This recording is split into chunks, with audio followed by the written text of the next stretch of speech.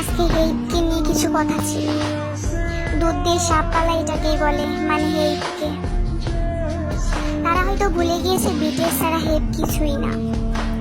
শুধুমাত্র বিটিএস এর কারণে 90 মিলিয়ন আর্মি হেইটকে সহ্য করছে, না হলে কবে হেইট তার পজিশন হারিয়ে ফেলত। হেইটের বোঝা উচিত আর্মি হেইটের রূপ দেখে না, বিটিএস এর খাতিরে পড়ে আছে। কদিন পর বিটিএস কে ছোট করার কারণ কি? তাদের যতই বিটিএস কে ছোট করো না কেন, তাদের সফলতা আরো বেড়েই যাবে। আমরা আগে বিটিএস কে চিনেছি, আমাদের 7 রাজ্যকে চিনেছি, পরে হেইটকে। হেইটের পরিচয় বিটিএস না, বরং বিটিএস এর পরিচয় হেইট। কথাটা হলো এটাই যে সাউথ কোরিয়াকে চিনে বিটিএস এর জন্য।